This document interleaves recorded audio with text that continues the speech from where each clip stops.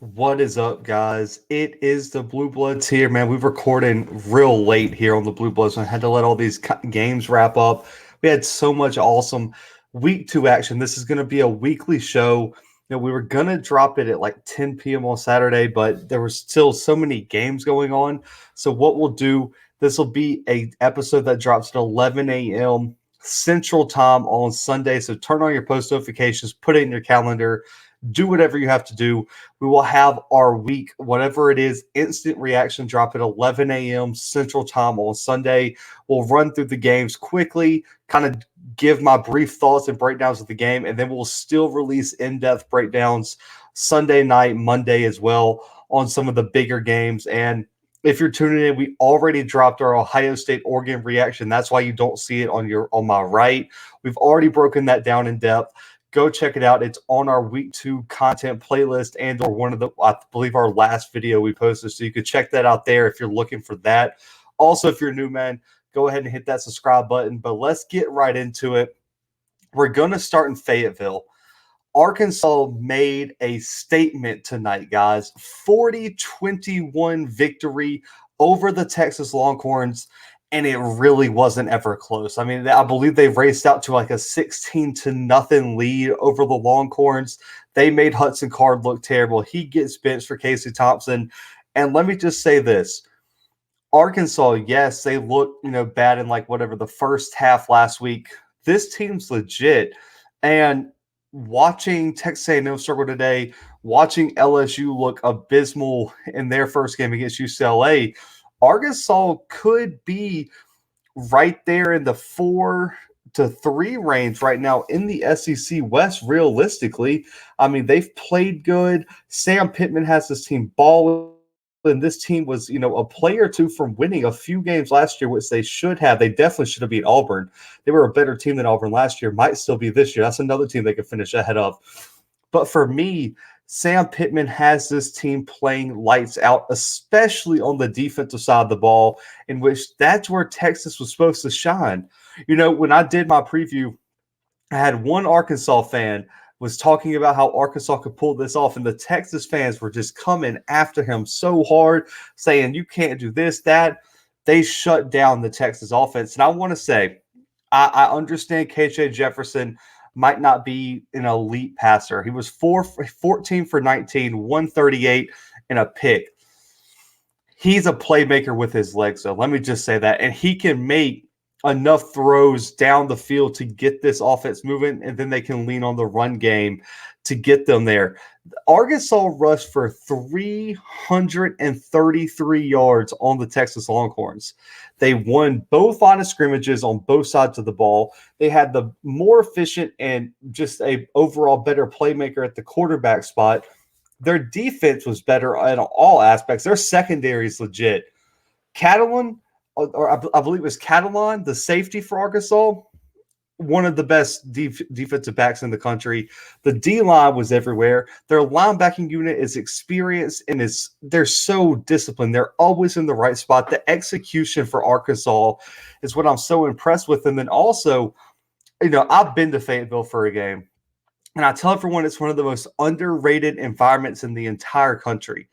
For me, tonight they showed why. That crowd was electric. They pulled the stripe the stadium. They were loud. They were proud. And I just want to say I love this for Arkansas. Those fans deserve it up there, and they are putting on a show. And Sam Pittman, what a job, man. But I just want to say, man, Arkansas had 4 rushing touchdowns, had over 330 yards on the ground. And when you look on the flip side, I did pick Texas. I was wrong, and that's why I'm giving Arkansas so much credit. I thought Bijan Robinson was going to be the difference maker. He got held to 69 yards on 19 carries. He averaged less than 3.6 yards per carry and only had 1 score. And then they have some depth in that running back room. Didn't use any of it. Casey Thompson, the backup quarterback, was the second leading rusher with 44 yards and 2 touchdowns. And then your third leading rusher is Hudson Card with 13 yards rushing. That can't happen. Texas's offensive line has to be more physical at the point of attack. and they got exposed tonight by that Arkansas front seven. They didn't get a single push. And Hudson Card was horrible through the air. A 15 QBR tonight for Hudson Card. He only averaged 4 yards a pass, guys. There was no pushing the ball down the field consistently for Texas. Your top receiver, Xavier Worthy, 2 catches, 41 yards. Then Whittington had 5 catches for 32, all underneath stuff. He only averaged 6 yards per catch. Dixon had 2 catches for 26 yards. Well, what is that? Where are all these? Where are the Josh Moore receivers? Where are your top receivers at? That's atrocious in a game like this. And man, Texas is moving to the SEC in 2025 potentially, maybe even sooner. They got their first taste of what it's going to be like, and Arkansas gave it to them on a whole nother level. Texas only had 250 total yards and was 4 for 13 on third down, and nothing went right. They averaged 5 yards a pass and 3 yards a carry. You're not beating anybody like that in any conference on any stage. Arkansas came to play. I am so impressed with what the Razorbacks did on both sides of the ball. Sam Pittman is legit. Arkansas is legit. And they make a huge statement in an upset win over Texas and Fayetteville. But we got to move to the Cy-Hawk rivalry. Iowa makes a huge statement against Iowa State, 27-17. And I'm going to be honest, guys. So I'm going to be a little critical here. The fact that they won this game by 10 points and put up 27 points with 173 total yards is mind-blowing. That defense is so opportunistic that it blows my mind. I mean, last week they made a living off the running game and picking off Michael Penix. Tonight, made a living off of picking off Brock Purdy and also taking fumbles back to the house. They forced 4 turnovers on Iowa State, and they turn almost all of them into points. That was the difference in the game right there. They just know how to make a play right at the right time. And if you make a mistake on the offensive side of the ball, Iowa is going to turn into points. 27-17 win for the Hawkeyes here. And I just want to say, listen, I know there's a lot of criticism right now for Matt Campbell for benching Brock Purdy. But let's just be honest, guys. I mean, regardless on if you think he's the better quarterback in the system, he wasn't getting it done tonight. I mean, 13 for 27, 138, and 3 picks with a 16 QBR, and he was averaging 5 yards a pass. That's not going to get it done on this level of football. You have to be better, and that's what I mentioned in my preview. Brock Purdy has to play like he did down the stretch last season. He started out slow, and playing slow got them smacked by Louisiana Lafayette. If he could consistently play like he showed against Kansas State, like he showed at times last year in the first Oklahoma game, Iowa State would be such a problem. But he doesn't do that consistently. And when he's turning the ball over, this offense goes stagnant because then Iowa or whoever they're playing can stack the box and stop Breece Hall, which they did today, only 69 yards for him, less than 4 yards to carry and 1 touchdown. You have to allow your offense to get in rhythm and keep the defense honest. Iowa State did 0 of that. They didn't have a run game. They didn't have a consistent passing game. And Iowa made a statement today. And, when I look at, what the Big Ten is right now, especially after Ohio State lost, Ohio State, you have to establish the run. Today, Iowa could have done better at that. I'm going to be completely honest with you. They only rushed for 67 yards and only averaged 1.7 yards per carry. If you want to go on and win the Big Ten, you're going to have to be better than that. For me, I put the whole win on Iowa's defense. Iowa's defense drug this team straight to the win. Petrus did his thing, only 50% completion percentage, though, 106, 5 yards per pass. He's never going to give you, for me, he's never going to give you that spectacular game where he can carry a team on his back to a win. But as long as he's not making turnovers and as long as he's making a good throw here or there, He's good enough to win for this Iowa team. And if you didn't watch this game and watch what Iowa's defense did, you'd be like, man, how in the hell did they pull this one off? And they gave up over 300 yards and still won by 10 without hitting the 200-yard mark. And I want to say, I think Goodson, man, he could be so good. It's just if that offensive line could just be a little bit more consistent in terms of getting a push on the offensive line. I thought the front seven for Iowa State played very, very well. It was just they got no help. If you take the 3 turnovers away from Purdy, I would love to see what this game looks like. But if this is the whole moral of the story. If you play sloppy against Iowa, they're going to beat you because they don't make mistakes. That was the whole thing. They're like, on offense, we're not going to put up a lot of points. We're not going to be flashy, nothing like that. All we're going to do is be consistent, stick to our game plan, execute, and not turn the ball over. And then we're not going to turn the ball over again, and then we're never going to put the ball in jeopardy. And because of that, their defense goes out there and plays with like this reckless abandon.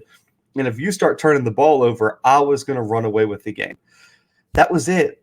That's how they pulled this one off, is their defense was so stingy again. And I am so impressed with how Iowa pulled this win out.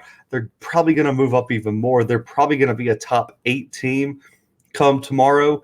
And I thought they had one of the more impressive wins. They just got to figure out that offensive identity and offensive consistency if they want to continue this amazing run they have so far through the Big Ten schedule. And if they want to compete with Ohio State for a championship, they're going to have to score on offense, and they're going to have to be able to move the ball a bit more consistently. But a huge win, 6 straight Cy-Hawk matchup wins for Iowa. So shout out to them, and the Hawkeyes are a legit contender this year. And the last individual game we'll break down, man, is Michigan putting on a dominating performance against Washington, 31-10 in the Big House. They killed the maize out.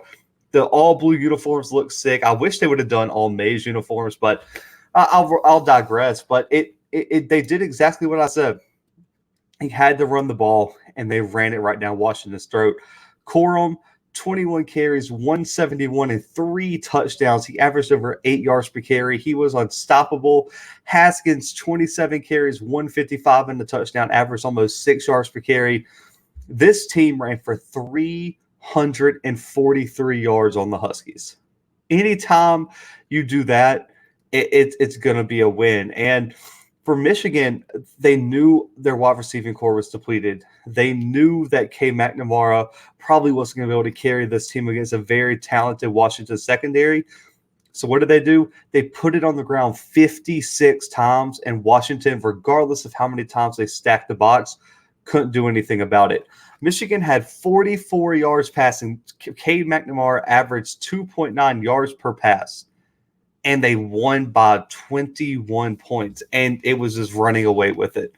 It took a while for that offense to get clicking, but once it did, Corum and Haskins absolutely put on a show tonight. And for me, so I'm not going to look too far ahead, but if Michigan can keep establishing this run game and find some sort of defensive game plan, this might be the one year that I could say they might be able to challenge Ohio State after what Oregon did on the ground. Because they got 2 guys that can run the ball. So Michigan's probably sitting here like, man, if we can just get one good game at the end of the season, we might be able to at least compete with Ohio State. So, I thought Michigan did really well. I think they could probably be on the back end of the top 25 come tomorrow. So that could be something to watch. I thought the defense played pretty well. Dylan Morris did his thing. He didn't really turn the ball over through the air. 20 for 37, almost 300 yards passing, a touchdown. He played much better this week. But the story of the game was the Michigan front seven absolutely putting on a show against this Washington offensive line. They allowed 50 yards rushing on 32 attempts. They held Washington to 1.6 yards per carry. Newton couldn't get anywhere. Davis couldn't get anywhere. They even tried to let Gallus Jackson run the ball 3 times. He got nowhere. If Washington's O-line could not establish the line of scrimmage, and that just goes to show that Michigan front seven is legit, and they had an amazing game, and they've shut down the run game. And when you make Washington one-dimensional with a quarterback who's not really a playmaker, it shows what happens. They just wore that Washington front seven down, and then Washington couldn't run the ball to control the clock, and that's why Michigan had a 35-25 time of possession advantage, almost 10 more minutes on the field for that Washington defense. And when you have a team that ran for 343 and you hold the other team to 50 total rushing yards, that's the story of the game right there, man. And they didn't have to put the ball in the air. They were 2 for 3 on fourth downs because they got into some short yardage situations, 7 for 15 on third downs. They were efficient and crucial downs. Washington 7 for 17, and they were 1 for 4 on fourth downs. I mean, they just couldn't get it done. I thought Jim Harbaugh probably had one of his bigger wins. I know Washington fell to Montana last week, but to get a huge non-conference game win at home in front of your home fans in this type of fashion, absolutely for me made a statement. And when I look at the Big Ten, right there behind Ohio State, I feel like there's a lot of contenders who are like, man, this could be our year. You got Penn State playing well, Iowa playing well, Michigan with 2 big wins. You have some teams in there that are like, man, this we can probably make a run this year. What if we could do this? What if we could do that? Michigan needed this win. Harbaugh went out and got it. And right now, if they can continue this running game, I think they can compete with a lot of teams on their schedule. This team looked very good on the defensive side of the ball. They looked efficient on offense. It's just the one question I have coming out of this weekend for Michigan is, what is that passing game going to be like without Ronnie Bell? They didn't have to pass this game because they ran for 343. What happens when someone shuts down the run? Is Michigan going to be able to find a way to pass the ball? That is the whole question for me coming out of this weekend is, if you stop them, what's the game plan? Can they find someone like a Dalen Baldwin or someone like that to really step up in Ronnie Bell's place? I thought he was going to play a little bit more part of the offense.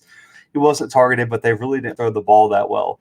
But for me, Michigan, this was a big one for Michigan and Jim Harbaugh. It kind of got the haters and the people calling for his job off his back for at least just tonight.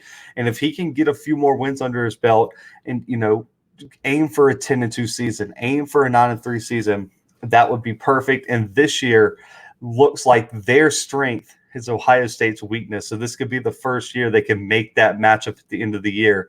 Very interesting in a very long time. And, for my final takeaways, man, I just want to say, as I'm recording, the Stanford game just wrapped up. Stanford gets a huge upset win over number 14 USC in the Coliseum. Tanner McKee played outstanding, and USC, man, they just choked that one away. And I would love to see a little bit more from USC, but the Pac-12 just got real interesting. Oregon with a huge win over Ohio State. UCLA playing lights out. Colorado taking A&M down to the wire. Stanford beating USC. Arizona State quietly out there 2-0 with 2 big wins. So for me, the Pac-12 looks so interesting out west. And so I think you can have a lot of teams that can, maybe shock some people. And I think that Pac-12 is going to be a dogfight this year. So that was another one. And yeah, A&M and Colorado, man, 10-7. I have a lot of questions about A&M, especially with Haynes King potentially being out for an extended amount of time. Can Zach Calzada really lead that team through the SEC gauntlet that they have lined up? That's a big question. He looked okay as he came in. If Colorado could have just put one drive together, they really could have made a big impact on that game. And so that's what I'm looking at. Also, JT Daniels being out. Georgia didn't miss a beat against UAB, but what is Georgia going to be without him? Because I've heard there's some rumors that he might have to have some surgery here or there. That's going to be something big to watch. And guys, it was a great week too. There were some huge, great games, and also Florida State. Listen, if you're a Florida State fan, you got to be looking at Norvell sideways. Jacksonville State upsetting Florida State on a Hail Mary in which Florida State was not in prevent defense. The wide receiver catches it, stiff arms a DB, and then jukes out another one to get the last second touchdown. The fact you weren't playing prevent in a Hail Mary situation tells me all I need to know about the coaches. So Florida State falls to 0-2 after a loss to Notre Dame and now a Hail Mary against Jacksonville State. It was a brutal way to lose. But, man, my final takeaways from the week are Oregon played outstanding. What a great strategy. What a great win for that program and Mario Cristobal. Arkansas, legit SEC contenders. Iowa, a legit Big Ten contender. Iowa State's got some work to do on that offensive side of the ball. Michigan looks like they could be a dark horse in the Big Ten. And also, man, I think the college football playoff race is going to be berserk this year. It's way too early to kind of, break down who's in and who's out. Right now, we realistically could have a one-loss Clemson, a one-loss Ohio State, an undefeated Cincinnati or Notre Dame. We could have Georgia and Alabama. One of them has to have a loss in the SEC championship. You could have an undefeated Oklahoma. What if Oregon goes undefeated? It's going to be chaos in the end of the year. This college football season, after really 3 weeks, if you count week 0, has been absolutely amazing, man. I'm glad college football is back. I know y'all are too, but guys, hit that subscribe button now. We got the best, the highest quality college football content on YouTube right now, man. Daily college football content. When I say daily, I mean like 2-3 episodes a day. No one's putting in more work than us, man. So hit that subscribe button, hit the like button on this video, and I will see y'all this afternoon with some more episodes. But for right now, the Blue Bloods are out.